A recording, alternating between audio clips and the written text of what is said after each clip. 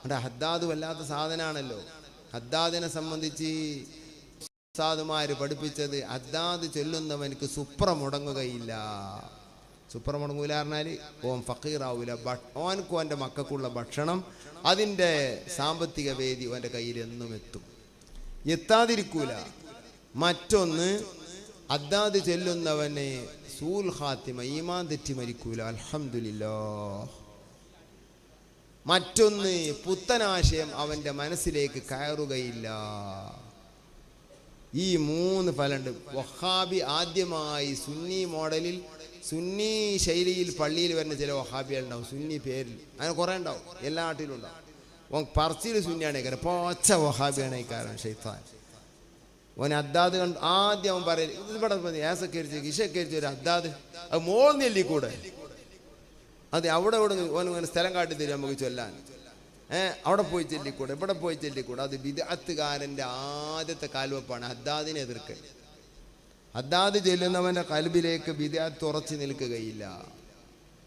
അബ്ദുല്ലാഹിൽ ഹദ്ദാദ് റളിയല്ലാഹു അൻഹു ഭക്ഷണം ഒരു ശിഷ്യൻ അടുത്ത് വന്ന് പോയി. അപ്പോൾ അവിടെ ഇറച്ചിപ്പൊതി ഉണ്ടായിരുന്നു. ഇറച്ചിപ്പൊതി നല്ല പൊതിഞ്ഞ് നല്ല ഉഷാറാക്കി പിന്നെയും പൊതിഞ്ഞ് രക്തമൊന്നും പുറത്താവൂലെങ്കിൽ പള്ളിയിൽ വെക്കണേയും തെറ്റൊന്നുമില്ല. മസല അങ്ങനെയാണ്. പള്ളിയിൽ മൂത്രിക്കാൻ പാടില്ല, ഹറാമാണ്. പാത്രം വെച്ച് മൂത്രിക്കൽ ഹറാമാണ്. മൂത്രമൊഴിക്കുക എന്നുള്ളത് താന്ന പണി ചെയ്തത് കൊണ്ട്. നേരെ മറിച്ച് മൂത്രമായൊരു തുണി പള്ളിയുടെ ഉള്ളിൽ എടുത്ത് നടക്കാൻ പറ്റുമോ? അത് അവിടെ ഒന്നും നനവോ മറ്റോ ആവൂലെങ്കിൽ ഉടുക്കാം എന്നതാണ് മസല. നന്മ ഉണ്ട് എന്നല്ല, ചെയ്യാം, അനുവാദമുണ്ട്. ഇങ്ങനെയാണ്. അപ്പോൾ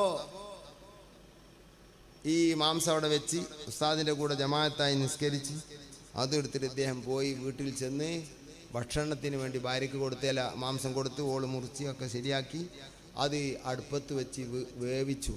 മണിക്കൂറുകൾ വേവിച്ചു, വെന്തില്ല.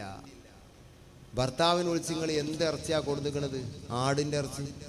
അത് വേവുന്നില്ല. നോക്കുമ്പോൾ കറി വെള്ളം വേറെ, ഇറച്ചി പച്ച ഇറച്ചിയായി. 2 മണിക്കൂറിലേറെ വിറക് കത്തിച്ചിട്ട് ഒരു ഫായ്ദയില്ല. ഇതെന്തോ ഒരു ആശ്ചര്യം കേട്ടോ, എനിക്കറിയുന്നില്ല. നമ്മൾ ഉസ്താദിനോട് പോയി പറയാം. അപ്പോൾ ഹദ്ദാദിൻ്റെ പള്ളിയിൽ ചെന്ന് എന്നിട്ട് പറഞ്ഞു, ഉസ്താദ് ഇങ്ങനെ അനുഭവമുണ്ട്. നീ ആ മാംസം എവിടെ വെച്ചത്? ആ മാംസജി എവിടെ വെച്ചത്? ഞാൻ സൊഫിൻ്റെ അടുത്ത് വെച്ചിരുന്നു. നിസ്കരിക്കണേർത്തോ? എൻ്റെ പള്ളിയിൽ ഞാൻ നിസ്കരിക്കുമ്പോൾ എൻ്റെ കൂടെയുള്ള ഒരു മാംസത്തെ തീ പ്രതിഫലിപ്പിക്കരുത് അല്ലാ. നരകത്തീയെ മാത്രമല്ല, തീ തട്ടരുത് അല്ലാ എന്ന് ഞാൻ റബ്ബിനോട് പറഞ്ഞ് കരഞ്ഞ് വാങ്ങിയതാണ്. ആ മാംസം വേവുകയില്ല. ഇതാണ് അബ്ദുല്ലാഹിൽ ഹദ്ദാദ് തങ്ങൾ. അള്ളാഹു അവിടുത്തെ മദദ് നമുക്ക് നൽകട്ടെ. നഷ്ടപ്പെടാതെ കൊണ്ടുനടന്നോ ആ ഹദ്ദാദ്? നഷ്ടപ്പെടാതെ എന്നും ചൊല്ലുക. എപ്പോഴാ ചൊല്ലേണ്ടത് ഹദ്ദാദ്? ബഹുമാനപ്പെട്ടവർ പറഞ്ഞു, രാത്രിയോ പകലോ നീ ചൊല്ലണം.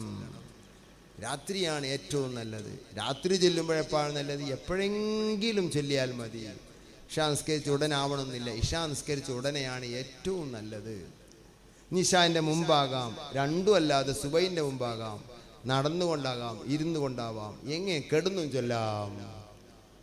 അത് നാം ഒരിക്കലും ഇനി മടക്കരുത്.